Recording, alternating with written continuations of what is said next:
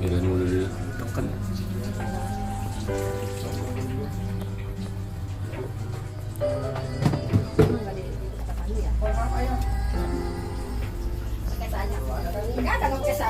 Ada no, positif. Udah. Ini Jumat bertepatan di rumah kami. Atas kehadirannya kami ucapkan terima kasih, dan nanti jika ada jamuan yang kurang berkenan, kami membukakan pintu maaf yang sebesar-besarnya. Selanjutnya barangkali ada paparan yang perlu kami sampaikan pada instansi terkait masalah jumantik yang ada di lingkungan RW 02. Nah, itu saja sebagai tambahan dari kami selaku tuan rumah. Lebih kurangnya mohon maaf. Assalamualaikum. Tahun 2025, 2024 tunggu nanti. Kan insya Allah tahun 2025 kita bilang. Alhamdulillah nanti kita nanya mau liburan kemana. Karena kalau saya nanya ke ibu-ibu, 22 Juli 2025 total seluruh rumah yang diperiksa 168 rumah. Jumlah ABC 163 dibagi 108 dikali 100 per 97%. Sama dengan 5 dibagi 168 dikali 100% sama dengan 3,4%. Jadi sama dengan 5 dibagi 659 dikali 100% sama dengan 0,6. Ibu RW dan seluruh kader PKK dan Sama Jumantik, hari ini alhamdulillah saya bersyukur pada Allah diberikan kesehatan sehingga kita bisa bersilaturahmi di RT 03 RW 02 Kampung Muara. Terima kasih atas waktunya. Kasus terakhir itu adalah di Jakarta Timur 3 anak dan di Muara Baru 1 orang. Ya, itu menjadi perhatian kita. Selain perhatikan peralatan listrik ataupun gas, dalam kasus yang terjebak ini adalah terutama anak-anak ya, ketika kita hendak keluar atau meninggalkan anak-anak di rumah, jangan dikunci Bu ya, jangan dikunci, karena ketika kita tidak tahu si anak itu main apa di dalam, namun ketika terjadi kebakaran si anak tidak bisa keluar, itu membahayakan. Ini yang saya ditunjukkan, yang saya hormati Ketua RT 02 Pak Mansur, Ketua RT 03 RW 2, yang saya hormati Satgas Pol PP, Ibu PKK, Ketua RK RW 2, Ibu PKK, RT Jumantik, Desa Wisma, dan tim yang penggunaan amal mara ada 7. Biasanya itu di wilayah RW, tapi sekarang rata-rata di wilayah kita. Di RW 1, RW 4, RW 1 itu ada 2 orang, RW 4 itu ada 5 orang, 2 orang.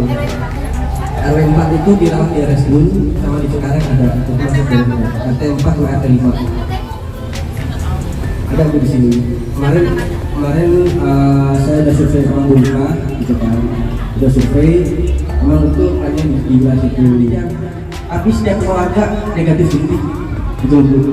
Ini sebagai kita tahu ya, kita cek aja rumahnya gitu kan, itu jentiknya nggak ada, tapi ini ya memang di PRT gitu kan, di rumah ibu aja jentiknya ada gitu loh, adanya pun 2 kan, ini yang saya lihat gitu loh, memang ini gitu kan, ini kan kita masih, ini kan masalah dari saya gitu loh Bu, gitu kan. Kalau emang pelaporannya gini, saya nanya Pak Deka, kalau seandainya pelaporan ADG-nya di bawah 90 atau 95, kopinya tidak bayar.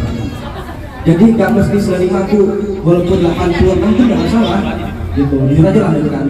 Soalnya banyak banget lah di RW 4 sama RW 1 pelaporan itu sudah ke 95. Gila kita survei sama orang itu tak, intinya ada semua. Saya belum jawab itu bagaimana. Nggak hanya contoh di RW 2 RT 3 nih, alat foggingnya ada, obatnya tinggal beli, mau fogging, tapi nggak tahu aturannya. Nanti akan nyambung pada kasus ya, akan kembali dia.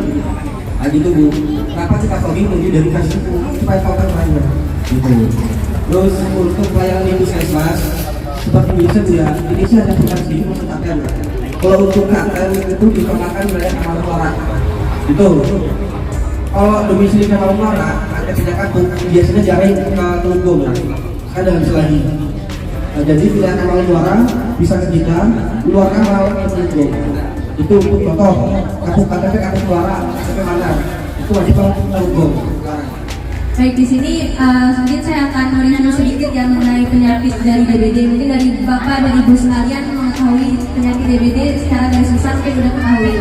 Jadi secara singkat itu penyakit DBD itu merupakan penyakit akibat virus Bapak Ibu sebenarnya. Nah, kenapa yang kita beratas malah nyamuk? Karena sebenarnya nyamuk itu sebagai media atau sarana dari virus itu untuk menyebarkan ke kita. Jadi bukan karena nyamuknya terinfeksi, tapi nyamuknya yang membawa virus yang kasih masuk ke pembuluh darah kita, makanya lewat gigitan seperti itu.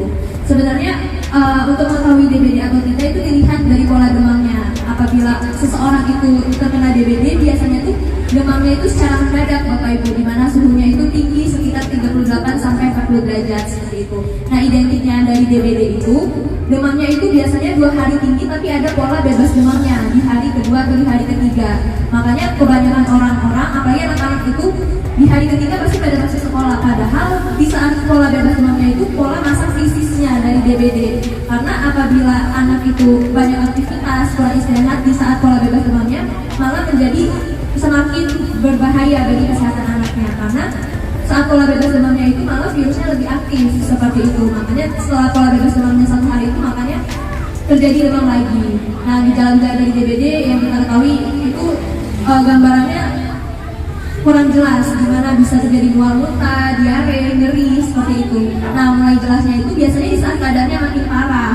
Nah, untuk menghindari hal itu kita lihat dari pola demamnya itu. Apabila di pola hari ketiganya jadi demamnya udah mulai mereda, itu sebaiknya jangan anaknya malah dibawa masuk sekolah dulu, tapi diistirahatkan dulu. Nah, seperti itu. Saya sebagai ketua RT menekankan pada petugas Jumantik atau apa ada solusi apa ada Jumantik ya kalau dari petugas Jumantik. Artinya kita menjalankan tugas ini jangan cuma sekedar kita mengontrol gentong-gentong tempat penampung air warga khususnya yang ada di RW 02. Itu memang sudah menjadi tugas para petugas Jumantik. Artinya setelah saya dengar apa yang dari Dr. Muda ini kita tekankan kembali kepada petugas Jumantik. Di samping kita menjalankan tugas untuk mengecek apakah ada jentik nyamuknya atau tidak di masing-masing warga yang ada di Kosovo. Artinya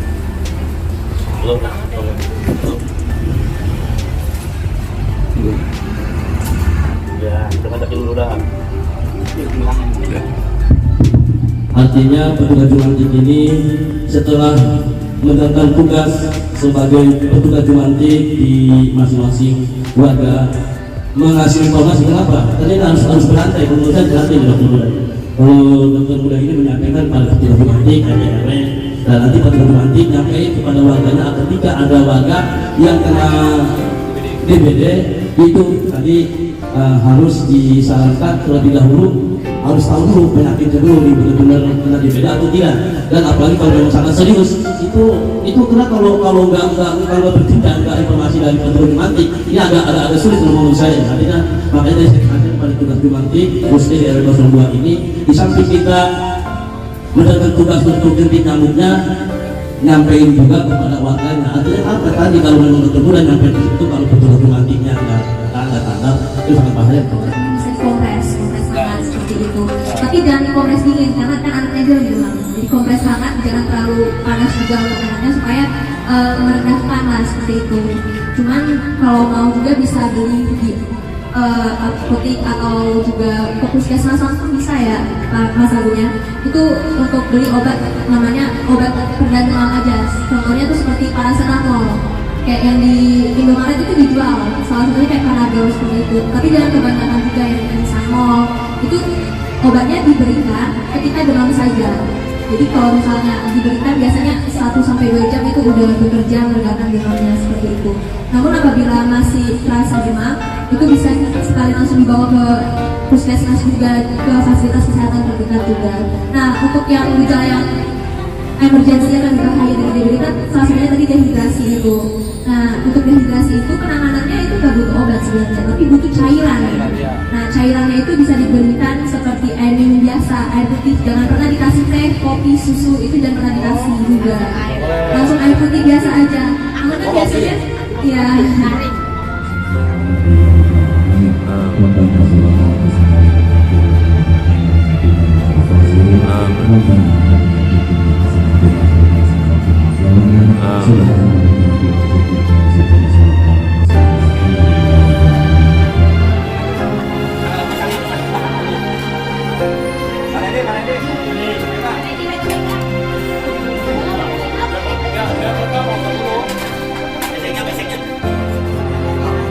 Mantap.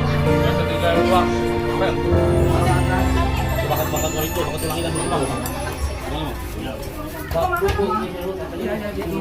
Ada di